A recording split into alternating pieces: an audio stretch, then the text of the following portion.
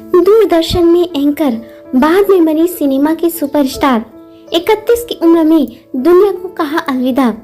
मरने के बाद सुहागन की तरह सजाई गई थी इस एक्ट्रेस को। आइए वह एक्ट्रेस कौन है हम आपको बताते हैं। दोस्तों, इससे पहले अगर आपने हमारे चैनल को सब्सक्राइब नहीं किया है तो सब्सक्राइब कर दीजिएगा एंड बेल आइकन को भी प्रेस कर दीजिए ताकि हमारे वीडियो की नोटिफिकेशन आपको मिलते रहेंगे। तो दोस्तों, आइए वीडियो की शुरुआत करते हैं। दोस्तों, 70 और 80 का दशक हिंदी सिनेमा के लिए गोल्डन पीरियड था। उस दौर में कई बेहतरीन एक्टर्स ने अपनी प्रतिभा से इंडस्ट्री का नाम रोशन किया। उस दौर के एक्टर्स की फिल्में और गाने फैंस आज भी देखना और सुनना पसंद करते हैं। ऐसे ही एक एक्ट्रेस है जिन्हें हम उस दौर में सुपरस्टार कहा जाता था। दोस्तों, हम बात कर रहे हैं उस दौर की मशहूर अभिनेत्री स्मिता पाटिल की। स्मिता ने अपने करियर में कई सुपरहिट फिल्में दी।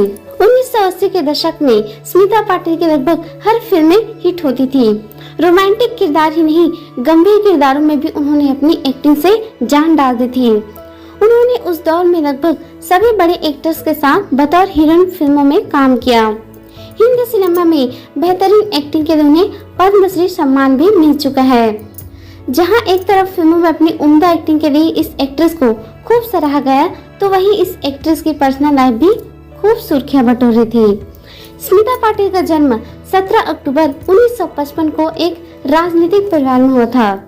स्मिता पाटिल हिंदी सिनेमा में 1970-80 के दशक में बेहद मशहूर अभिनेत्रियों की लिस्ट में शामिल थी। उन्होंने आर्ट फिल्मों से लेकर बॉलीवुड मसाला फिल्मों में भी काम किया।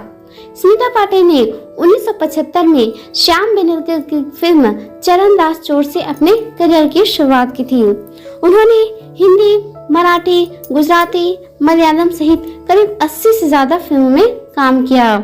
उन्हें नेशनल अवार्ड और फिल्म फेयर अवार्ड के अलावा 1985 में पद्मश्री पुरस्कार से भी नवाजा जा चुका है। उस दौर में स्मिता अपने पर्सनल लाइफ को लेकर काफी सुर्खियों में रही है। उन पर एक शादीशुदा एक्टर का घर तोड़ने का भी आरोप लगा था।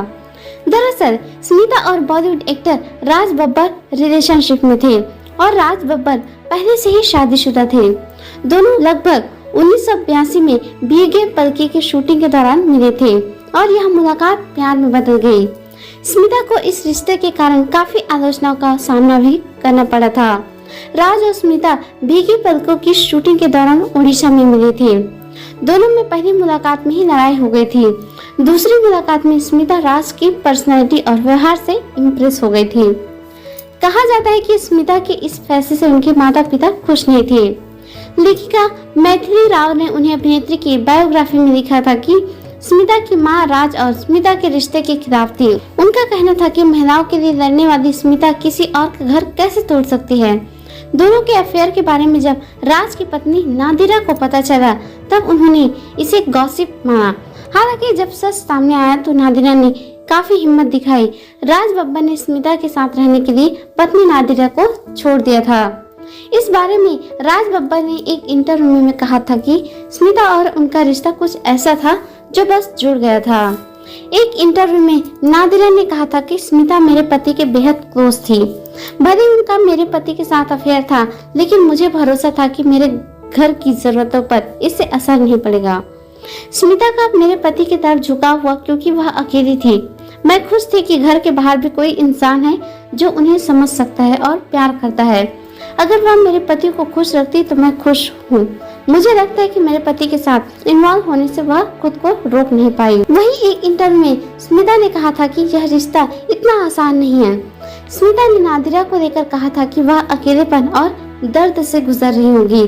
स्मिता ने शादी के बाद स्मिता के एक बेटे को जन्म दिया और उनका नाम प्रतीक रखा गया। यह उनके लिए काफी मुश्किलों से भरा था। बच्चे के जन्म के 15 दिन बाद ही 31 वर्ष की आयु में उन्होंने इस दुनिया को अलविदा कह दिया।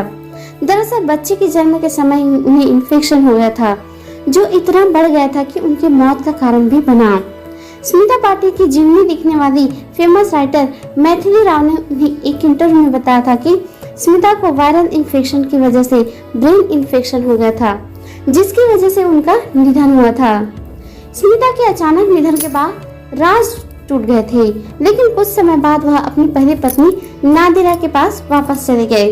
स्मिता के निधन के बाद नादिरा ने कहा था कि स्मिता के निधन ने राज और प्रतीक के साथ मुझे भी तोड़ दिया। वह बुरा समय था। राज बब्बर के 2 बेटे हैं, पहली पत्नी नादिरा से आर्य बब्बर और स्मिता से प्रतीक बब्बर। स्मिता पाटिल की मौत के बाद उनके मेकअप आर्टिस्ट दीपक सावंत ने एक चौंकाने वाला खुलासा किया था। दीपक ने बताया था कि मरने से पहले स्मिता पाटिल कहा करती थी कि दीपक, जब मैं मर जाऊं तो मुझे सुहागन की तरह तैयार करना।